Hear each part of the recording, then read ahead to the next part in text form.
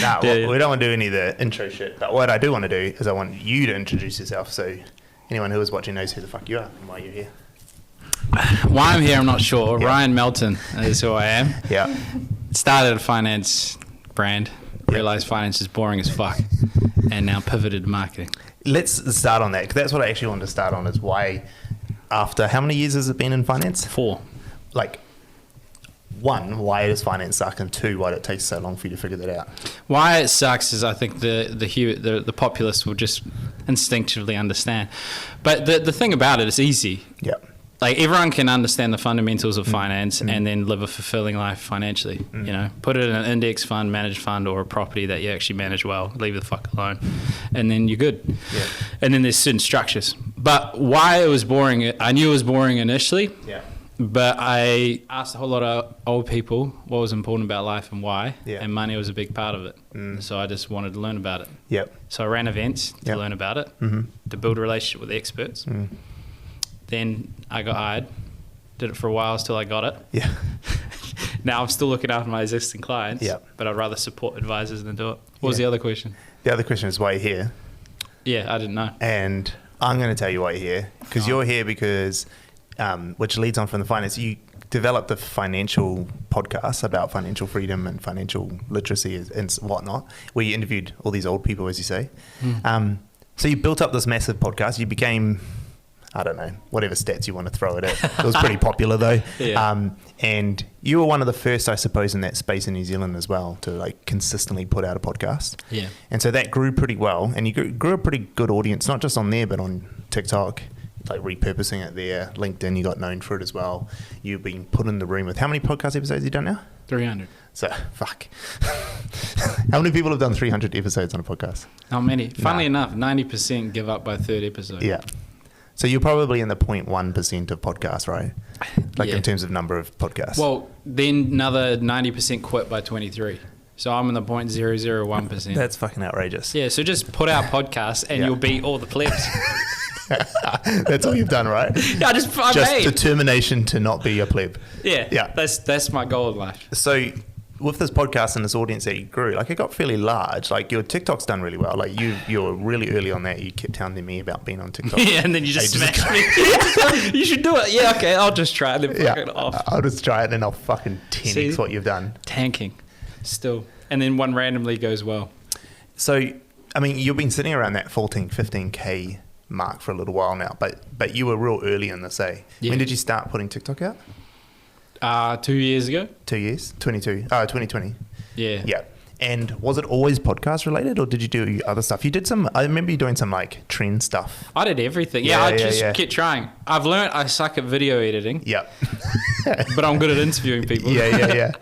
So randomly, I'll just make, no idea what I'm doing, see randomly 46K will just take off, and I just keep making with no real strategic thought. Yeah. Yeah, so then I realized, okay, well, maybe things are grouped in certain ways that get put in front of people. So I was trying effects and dances, still bombed. Yeah. Like, I'll get views, but no one wants to follow me because finance is boring or because I suck. Yeah. Probably both. Yeah. Yeah, I mean, finance is a pretty boring topic. Like, there's a guy that rinses it, mortgage, I can't remember his financial engineer. Oh, yeah. 70K followers, but, like, his creativity is just fucking amazing. Yeah. It's got nothing to do with the topic, eh? It's all to do with the character development. That's what we've figured out. But what I want to get to with this, so you've got like 15,000, let's call it. You've got a pretty decent crowd on LinkedIn as well following you. Wait, just to tell you how much I suck. I made 1,000 TikTok videos, I found out. Did you count them all? Yeah, you can look it up. Oh, you look at. Oh, yeah, of course. It's in the stats, right? It's. I think you Google your name. Yeah. Not that I ever do that. And you can see how many videos. Can we do this? Google your name. While we're doing that, can we try Google how many TikToks has Ryan J. Melton made? Absolutely. But you've got this pretty large audience, and the last time we spoke is that you're now trying to transition. So you've got your little, I shouldn't say little, but you've got your client base that you've had from your financial career, and now you're transitioning into, what's the company called again? Total Media. And you're trying Cultural appropriation. Love it. Fuck, let's cancel him for that. That's so good. I don't mind being cancelled. Yeah. Well, it doesn't show up, so I was all cat. but it's about 1,000. It was 4 a day for a few years. These will just be TikToks. There might be some actual stuff down below, but oh no. So I got famous in the gay community at some point. oh, that's good. Yeah, I peed myself and I had tight pants. I wet the peed bed till yourself? I wet my bed till I was 21, and Yeah. then so my plumbing doesn't work, so I peed myself a little bit on this video, and the pants were tight, and Is they it on just blew TikTok? up. Yeah, it's on TikTok. It's one of the most viewed videos. How do we do Where is this? it? How long ago was it? If you search Ryan J. Melton, then most liked. I don't know if you can do it on a desktop though.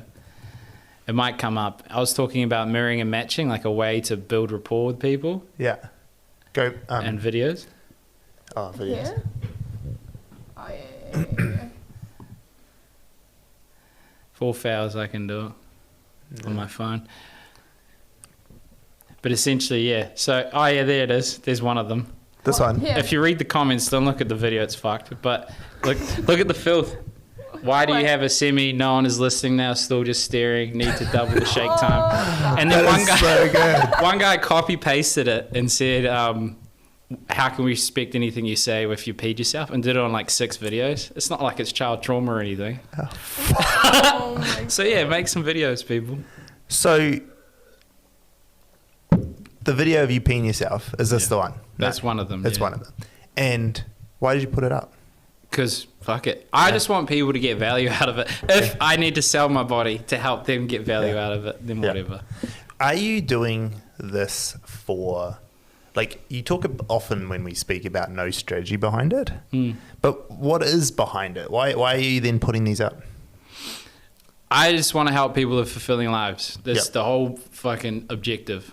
And I know that you can reach a large amount of people on these platforms. I don't want to be famous. I think it's salt water for the thirsty. I don't like making videos. I just know it's the place to be. Yep. Hence probably why they suck, because I don't like doing it. Yep. But that's why. Essentially, I want to create a platform that can reach a large amount of people that can invoke action. So I was petrified of talking to people, so I did commissionally selling to face my fear. So worked that out. Still scared of people, but now I can sort of string a sentence together. Yeah. And then I was like, finance is important. Learned that. Now I'm doing brand. So Yeah. how can I reach a large amount of people, make a difference? Yeah. And like when you say make a difference, I mean, that's a pretty broad thing to say. What does that mean for you? Yeah, give everyone the opportunity to live a fulfilling life. What does that mean? That means that everyone has the opportunity to live a fulfilling. Nah, basically means they have. Fuck, I didn't realize that's what you said. Yes, Yeah, it's fuck. groundbreaking shit. No, but what does that mean? Because like heaps of people talk shit like that. Like, oh, I want to fucking save the world, or I want to do all this shit and I want to do all that crap. I want to help people with this. But like, how does that actually help anyone? What is a fulfilling life, and is it universal? Yeah, I think, when I spend a few thousand hours with people over the age of 65 and ask them what's important about life, and they said the same thing every time, which is purpose, connection, and independence. Yeah. Independence is health and financial, so they don't burden people. So that's all. It's like, how can you surround yourself with people that create a sense of community and self-worth and support you, and how do you create an environment within yourself to manage that? And then how do you have a reason to suffer? Because you are going to suffer. And I think that is universal. Explain that to me more. How do you have a reason to suffer? Yeah, What do you mean by that? Man's Search for Meaning. You know that book? No. It's this guy. He ends up in Auschwitz or one of those camps, and he says a man that understands his why can handle almost any how. And that's the thing. If you're suffering without reason, without justification, if it's not working towards something, because you're going to die, I'm going to die, someone you love will die. There's going to be a natural disaster, and you hope you're good at swimming in tsunamis because you're fucked. Like at some point, things are going to be bad. Yep. So you need a reason for that to be something that you can push through. Some people have God, some people have purpose, whatever. And so for you, when you think about this, I mean, not just TikTok, because there's TikTok, there's Instagram, there's LinkedIn, there's your networking, there's your whole world, right? Yeah. When you're saying you want to help people live a more fulfilling life, how is this doing it? I'm not saying it isn't. I'm just saying, how is it doing it? Well, the whole objective with any video is how can I create this in a way that will help them reposition their thoughts or help them to take an action? And the biggest component of that is community. And I think that's where I fundamentally fail. Yeah. I need to have a way to facilitate a community for them that they're held accountable as part of that social pressure and their own accountability. But here has just been knowledge. Like, how can I explain finance in a way that makes sense so money's not an issue for them? Yeah. And then how do I put people that have good ideas, that are good leaders, how do I give them a voice? Yeah. Yeah. Because the whole way you're going to change the world is help parents and help leaders. Yeah. Most children are fucked by the age of 3. That sounds bad, but most children, their fundamental underlying belief systems created by the age of 3. Yeah. So if you have good parenting and a good network around them at that age, then, you know, they're for the most part going to do okay. Yeah. And then after that, it's like leaders in organizations, leaders, you know, staff members that don't think they're leaders, but they really are. Yeah. Yeah. Yeah, cool. And, you know, when we talk about this financial stuff, so you put a post up. Can we go on LinkedIn? You put a post up the other day about this new journey that you're going on. And there was you talking about your own financial situation. And I remember you putting in there that it was actually quite a well-written post. Something, 20K in personal debt, 20K in recurring annual revenue. Yeah. Let's see what the fuck happens. Like, how does that, like, when you're sharing that story, which is a pretty vulnerable place to put you in. How old are you now? 31. Yeah. So, like, for a 31-year-old to be able to out there putting that, starting something new and fresh, like, it's pretty like a raw piece of advice, especially around someone who's just done 300 episodes on a financial podcast, and then he turns around, he's like, I'm 20K in debt and I've got 20K of revenue, right? Yeah. Like, one, what was your thinking around that? Why did you do that? Why did you think it was important to share that with your community? Yeah, I think, as I say, fundamentally, I want people to view this in a way that's inspirational so that they can see it. And also, I don't want someone to, you know, 5 years down the line, oh, you had it easy, you're full of shit. So I'm like, oh, I'll put it out now. Yeah. So then you don't have that excuse, so you can go do it. Yeah. So it's about like almost, just so people can't call you out for being some privileged dude who's got everything and had it easy. No, it's more like I play victim. I'm a very talented victim. Yep. I go to this group every week and they call me a magician. I'll talk a whole lot of shit and not do much. A very talented victim. That is fucking clipping that. Yeah, use that. So I'm a very talented victim. So one, smoking me out, putting it out there. But then also when I come across a person that has that similar mentality, I want to smoke out their excuses. Yeah. Because they might say it was different for you, it's harder for you, I can't do it. It's not so much to be like, hey, I did it, I didn't have help. Mum's helped me buy cars, I'm privileged to fuck. Like, there's not. Yeah, okay. Yeah, like she chipped in half for a car, or I've asked her for a few hundred. People don't have that. Yep, absolutely. Yeah, so it's not a privilege thing, it's more just that I want to talk to a person in the future and not have that as an excuse. Yeah, okay. So you essentially want to be able to go, I'm going to do this. Well, I'm going to try do it anyway. Yeah, I'm going to try do it. And if I do it and I kill it, you know where I started from. So don't give me your shit excuses if you're starting from a worse place. Yeah. Or a similar place, I should say. Yeah. Maybe if they're from a worse place, they got something to say. But what you're essentially saying is like, I haven't just started with $1 million to get $1 million and $1. I started from minus $20,000 to try to get to $20,000+. Personal loan, 13%. Yeah, it's crazy. Well. Can you read this? Yeah. Why don't you read it? In your words, give us the full weight of it. If I don't get any new clients in 5 months, I'll run out of money. I'm only sharing that to motivate you. When I pull it off, people are going to consider if they can do it too. The excuses will start flooding in. I don't have enough money. It was easier for you. I didn't have my parents' support.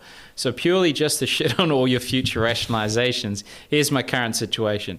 Personal loan of $20,000 at 13.9%. Income of $20,000.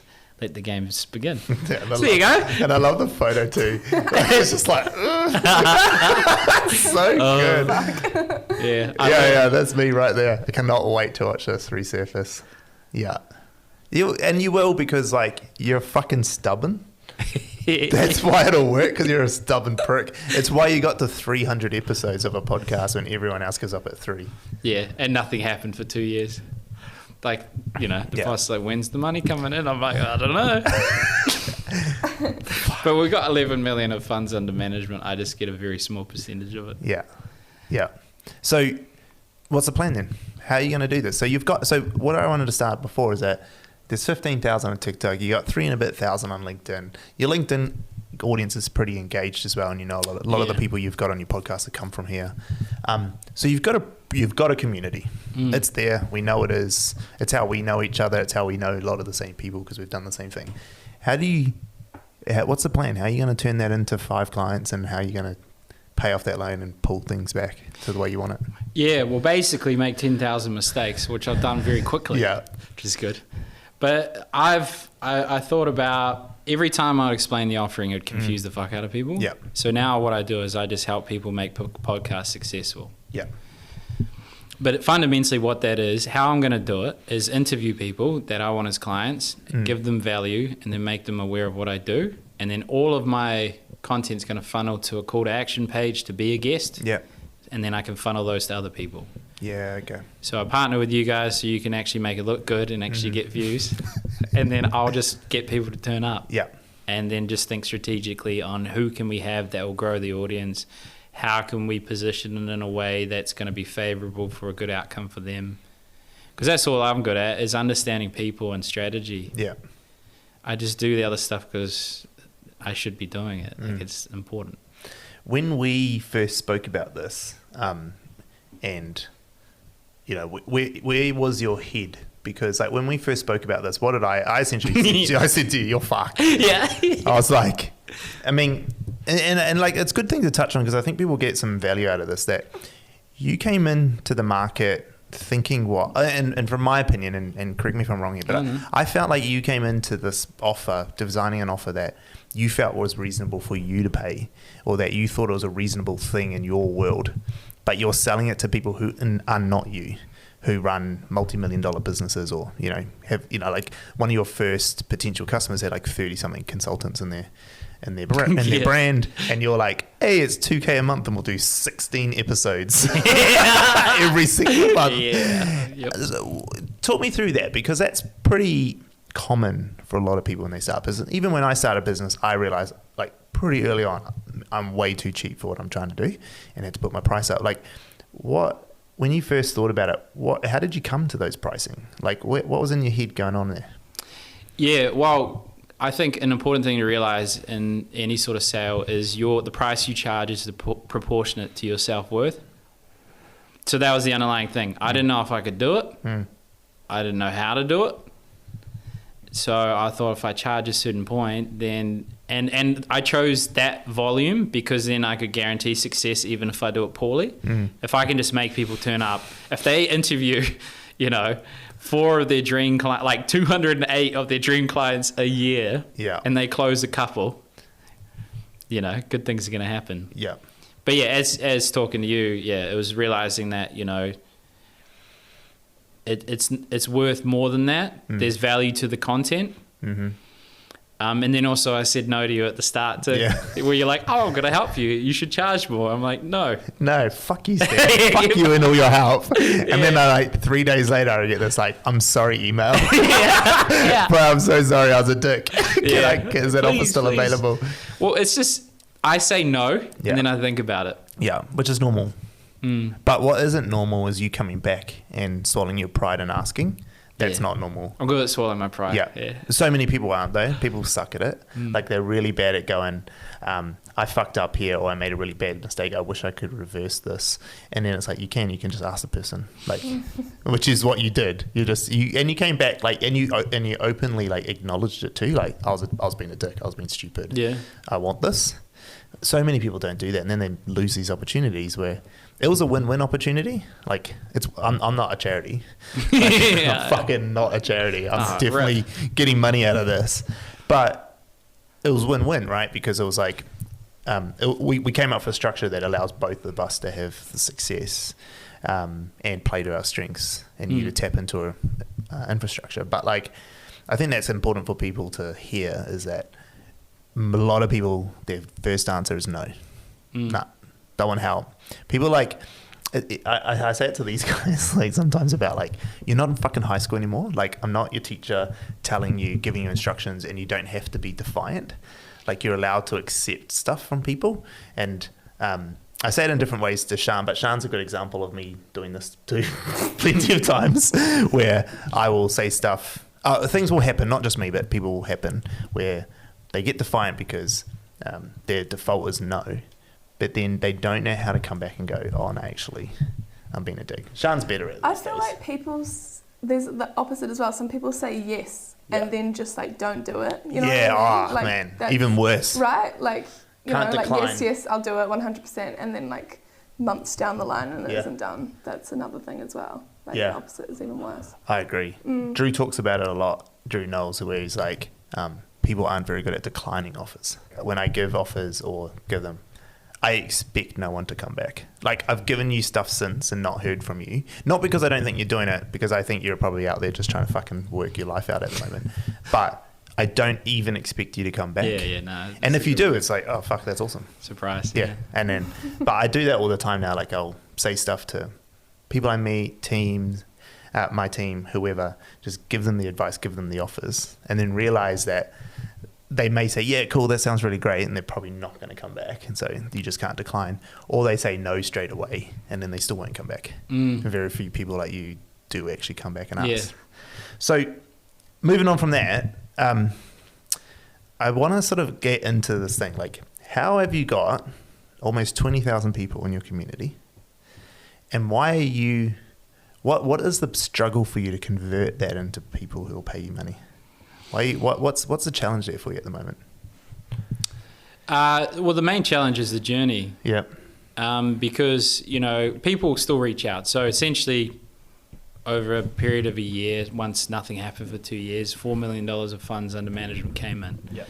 Which over the lifetime value of the client, maybe 1.2 mil, you know, over 30 years. So it's like, it's not great, it's not awful.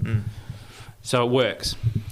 But fundamentally, what happens is, same thing in selling, is that they need a clear path forward on what you offer, how you offer, and how you're going to deliver on it, and in a way make the decision on their behalf.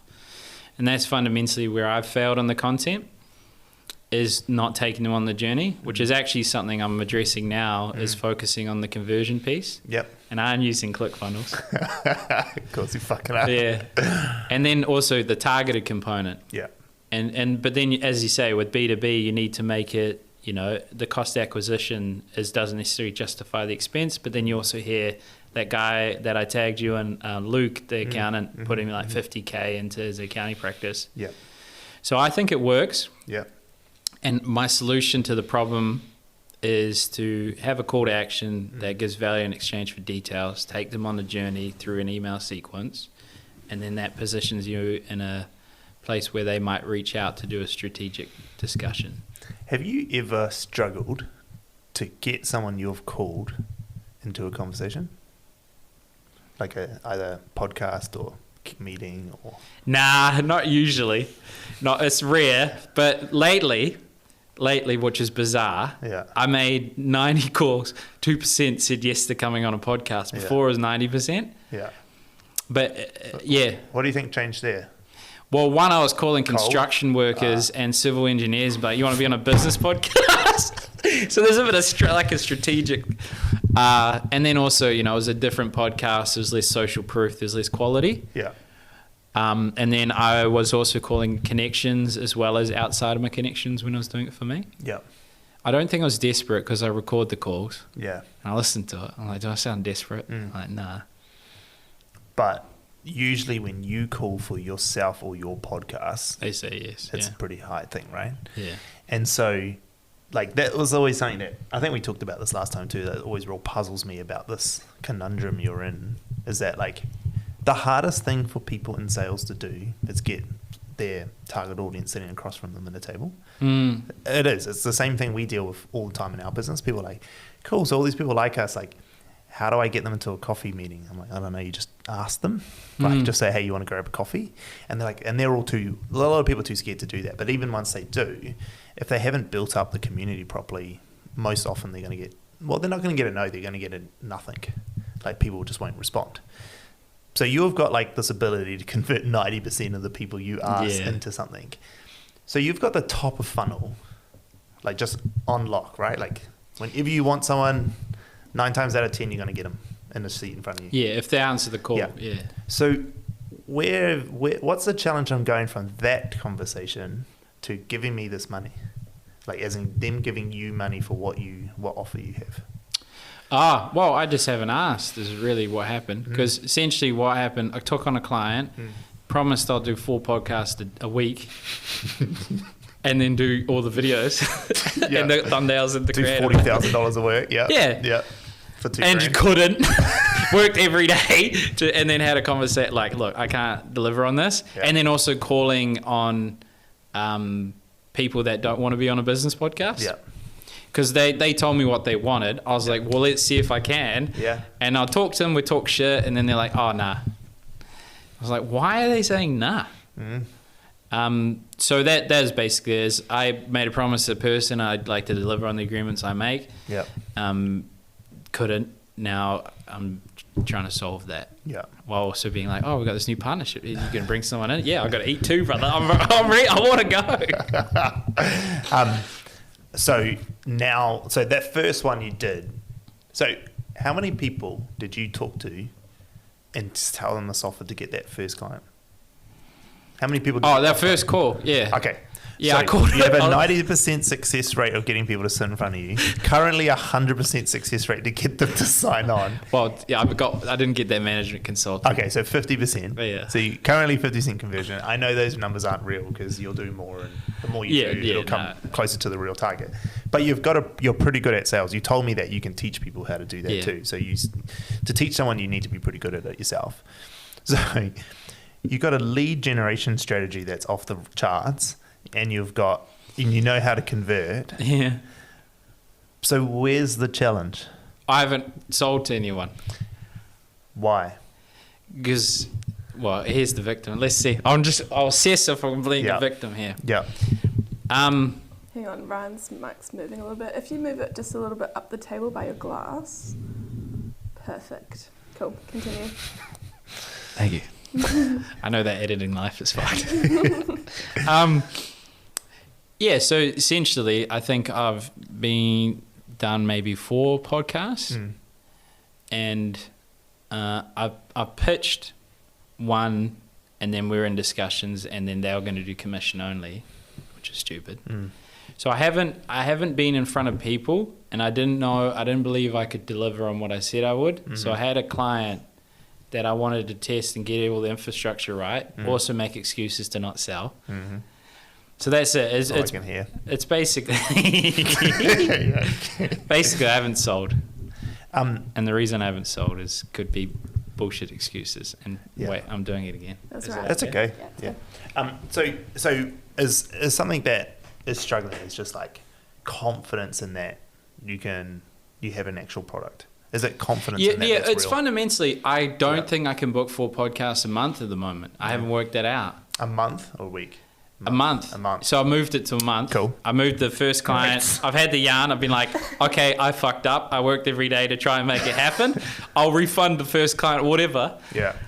So we have an agreement now. I have recurring revenue, so I won't run out of money as quick. Yeah.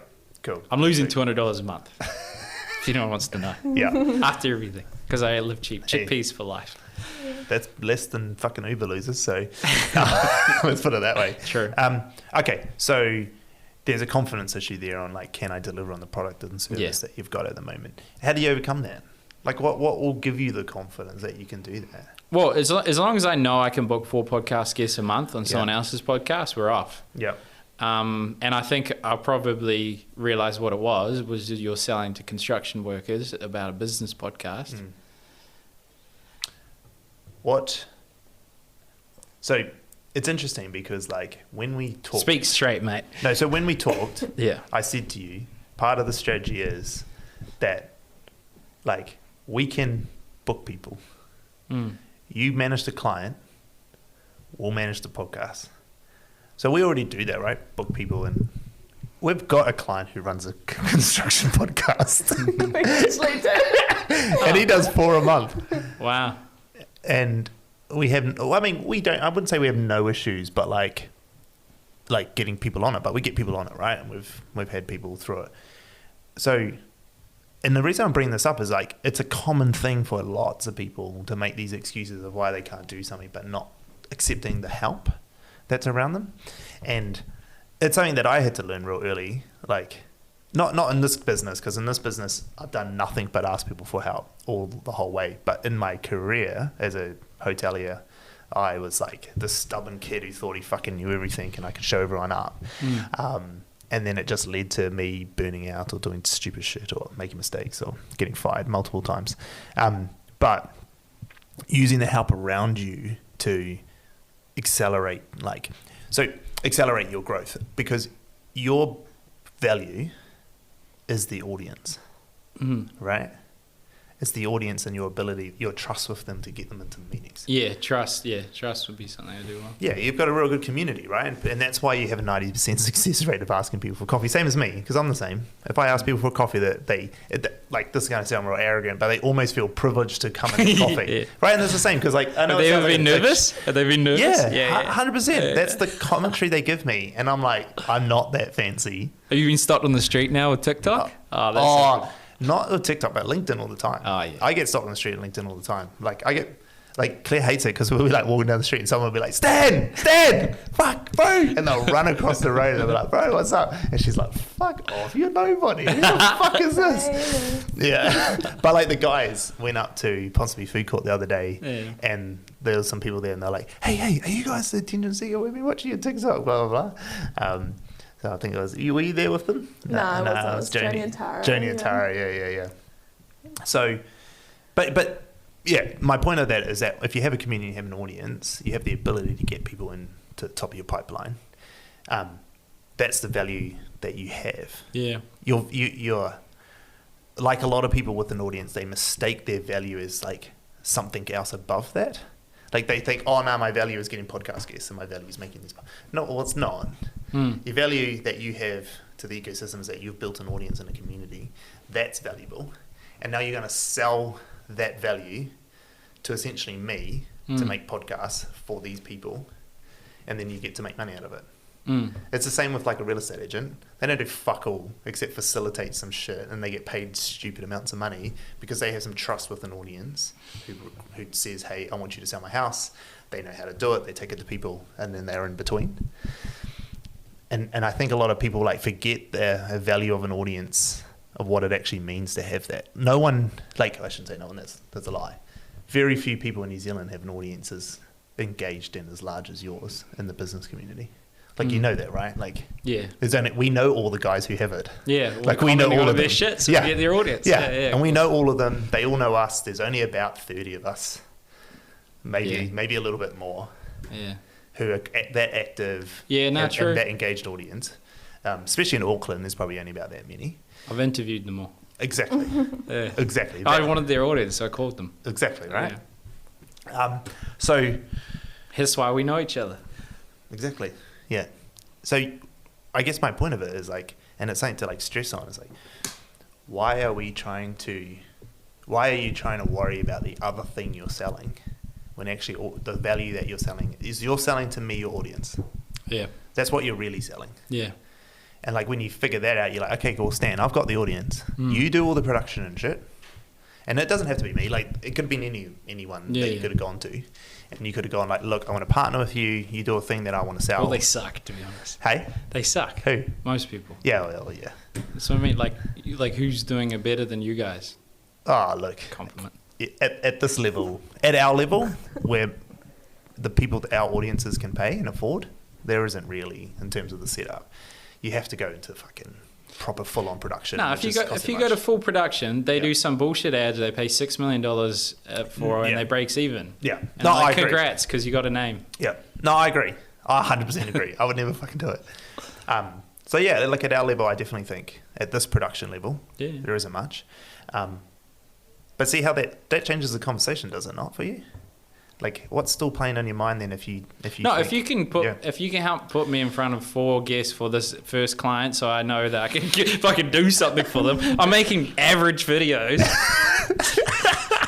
I just want them to get business. Yeah. There's like this old dude told me one time that like. Am I the old? No, you're not the old dude. Actually, yes, This poor guy told me. People always look at the snake, not the apple. So like when asking for help, you're always looking at what could possibly go wrong, reaching out to Stan. I mean, as an example, like what he could take from you, blah, blah, blah, rather than what he could give. And like I do it all the time. Like everyone does it. We're always looking at the risk. And by being able to give a little bit away or reaching out for help, it means that you're opening it up so it's not all yours, but then you're not looking at what you can actually gain from that as well. Is that an element of it too? Yeah. Oh, 100%. We just got schooled by a 22-year-old on life. I think that's one of the best things. Schooled. Do we keep rolling? Yeah, keep keep talking rolling. and hope Yeah, keep something's talking. working? No, it's or you're breathing heavily, like something's I am gone breathing wrong. heavily. I don't know what's happened. Well, the lights are on. But yeah, I agree. I knowing, being willing to ask for help and knowing what to ask help for. But fundamentally, I feel guilty that I haven't delivered on what I said I would. And I want to put, as long as I know that they have 4 guests a month for the next 3 months, then I'll just go all in on me. Yeah. And then do her videos on the weekend. Yeah. 14 videos. So let's break this down, because this might be beneficial to people if we get real tactical here. People don't talk like this. Let's have this client.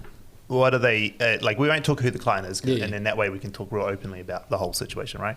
So, how much do they pay you? $1,000 plus GST. Yeah. And then 25% of the first 3 months that they close, which they charge $7,000 3 times. Yep, 21. So, and 10%, did you say? 25%. Oh, 25%. Okay, that's not too bad. So Decent negotiation. Yep. What's 50%? Then we need a recurring revenue. So let's just call it $5,000. This is about it's about right. I don't 21. know if that's right, but it's 5,250. Let's just do it I properly. don't know finance.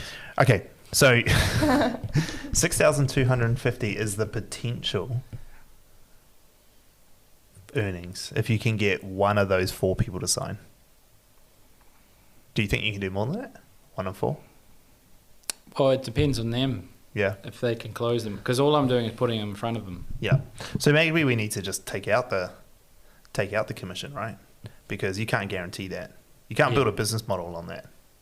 No, because I can't guarantee the outcome. you can't guarantee the outcome. So $1,000, and then what are you doing? So you're doing 4 podcast episodes? Yeah, 2 a week. Yeah. 2 podcast episodes a week with the thumbnail and uploading it and all that jazz. Wait, so that's 8 a month. Yep. So, but I'm not booking the guests now. I'm still doing the video, but I book 4 guests a month. So one will be their way of doing it. So one will be my way of doing it. So you book 4 podcast guests. Yep. You produce 8 episodes. Yep. And then I do 14 videos a week. Yeah. 14 videos. Using that piece of shit repurpose.io. Yeah, you did, eh? It works. Are you posting on Facebook Reels? Yeah. Because it didn't look like you were. Nah, I don't Now think you are? I don't think it's turning into Reels, eh? I think it just goes up as Facebook video. Yeah, no, it got to be Reels because you're missing. It's the best. It's better than TikTok now. But anyway, no, I just don't think roasting Repurpose me. is doing it. Anyway. No, they do. I use it. No, I think the way we got it set up wasn't working okay. because I had a look the other day. Gotcha. 14 videos per week. So when you say videos, you're talking about like little short clips, yeah? 30 seconds or less. Yeah. So usually. So less than 30-second clips. Holy fuck. So that is 56 clips a month. Yeah. Plus 8 episodes. So 64 pieces of content. For one client? Or just you? No, this is for one client. Yeah, this is me. And they're paying you $1,000 for that. Bargain. Can we do some quick math there? That's pretty hard for me to do. 0 times. Oh, you gotta work it out. $15. $15 a video. Yeah, correct. Fuck. So you know what? Do you want to know what's real fucked? I'm running from India. I pay my guys in the Philippines more than that to edit. You got some Filipino people? Kamusta, brothers? Help me out. How much? Because that's worth my time. They edit one video. So we've taken the editing levels up to a sort of different level as well. But I reckon it's like $15 to $20 per clip we pay them once we average it out. Mm. So you're getting paid the same as some dude Good. in Philippines. But that's pretty crazy, Comrades. right? Yeah, no, it's That's messed pretty up. crazy. So Especially if we can't deliver on the commission component. exactly. So the commission component's where you really are going to make the bank, because that's $5K a pop if you can do that. This particular client, what's their capacity for new clients? I think they can do, it was either 10 or 18 from memory they can handle. They can handle, or they can handle new 10 to 18? 10 new ones. Okay. So there's potential for 50 to, what's that, 5, 8, so 40, 90K in additional revenue. Yeah. And I just like them, which is probably not a good business model. Yeah. But you know what's interesting about this, like this math, is I do this with so many people who come through the door, and it always works out like this. Yeah. They're always charging below minimum wage when they really start to break it down and account for shit they didn't account for. Like, you know, because we're doing $15 per clip, but how long does it take you to do on average one clip? Probably 3 an hour. 3 an hour. Yeah, some above minimum. I'm making $45 an hour, brother. That's why they're shit. Wow. No, just kidding. That's just for the editing. Yeah. Well, I'm doing the long form while I'm doing the short form. But you also are you producing the show? All day of the week. Huh? Are you producing the show? Or no, she just... I edit it. That's macros. Push 2 buttons. This person just sends it to you. Yeah, So using Riverside. Yeah. So all you're doing is editing and then scheduling? Or nah, you're not scheduling? Yeah. Oh, yeah. Yeah. Okay. The uploading part. Yeah. So you got to be doing stuff while it's uploading. Yeah. Otherwise, you're getting $15 an hour. I've optimized it because I hate it. So I just do it as fast as humanly possible. Yeah. Because I was making 70 pieces of content a week for years while being an advisor. Yeah. And now I'm still trying to do me and then call and not deliver. Why have you chosen this avenue to help people if you hate it? You know what I mean? Like, Great question. A great question. You're killing me today with snake analogies. Nah, it's fundamentally part of the plan, which is I need to build a team that can reach a large audience. Yep. And then I just support that team. But I got to suck it up initially or partner with people that love it. I hope you love it. I assume you do. Yeah. Okay, cool. Some days, Sean fucking hates it. Sean hates everything there is about our podcast, which is why I'm forcing her to do this one. Oh, yeah. Okay, She nice. hates everything about it. She's like, Connor, where are you? Why am I doing this? How does this work? Oh my God. We should just talk about video editing then. She did all the hard yards building our podcast service, and now she's like, I'm too good for this. I'm way too good for this shit. What happens? You get used to it. It gets boring. Yeah, also, Sean's not a production person. She's not a doer. She's a thinker. You're a thinker, strategic. Yeah. That's where she'll be in her future. Not. So I got to write some Fucking business so you can cables. manage people. Yeah, okay. precisely. All right. No more pressure. Good. As we start to wrap it up, I think it was an interesting conversation because I think we've had this a few times, but I think it adds value to a lot of people. Yeah. Because a lot of people start off their journey in this business going, well, actually, people start off worse than you because people start off with no community. Yeah. And then try to do this. And now they have two things they have no value in. They have no community and no business, and they're trying to build it. In your eyes, do you think it has been an appropriate way round to do it? Like just build an audience where you've had a job, where you've had a career, and then try to use that audience to monetize later? Or do you think that there's a combination of the two, or do you think that maybe actually you need more experience and then go get audience? Yeah, I think the longer you can go without selling, the more meaningful community that you have. So a lot of business owners, they start out, they got to keep the lights on and they sell. They're trying to go home on the first date every time. It's or some stock image.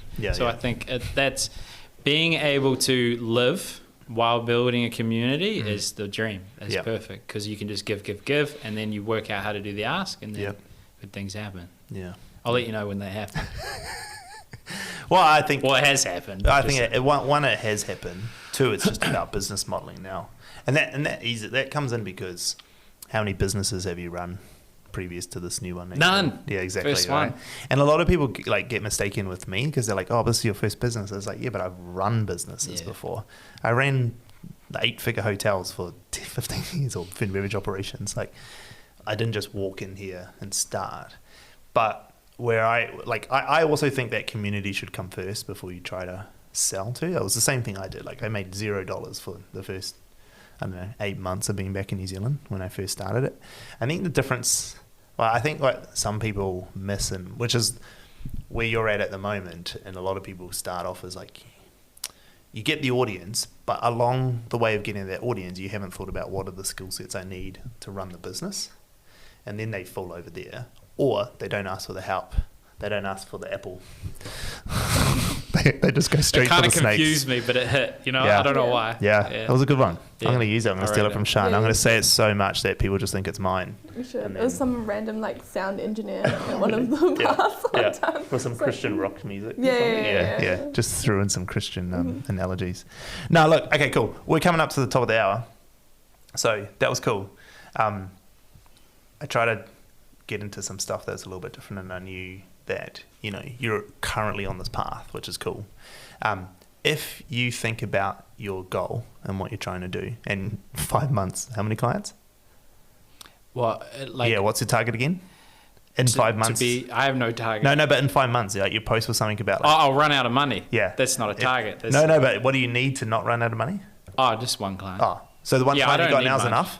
Huh? Is the one client you got now enough? No, I lose $200 a month. Okay, so you need one more client. Yeah, and then okay. So if anyone's watching this, I'm going to benefit the most out of this situation. But Ryan, this is I found the snake. I'm the snake, right? Look at me. I'm leathery as shit.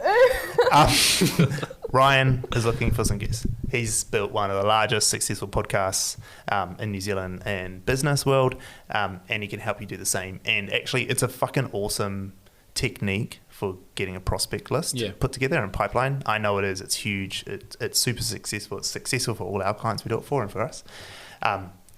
And it's a real low-cost way of selling. As in, it doesn't cost you as a person much. Yeah. Because you just get to talk to someone and qualify them on live TV about what it is. So if you're looking for someone, get in touch with him so he can make me some money. Cool. Cheers. I agree.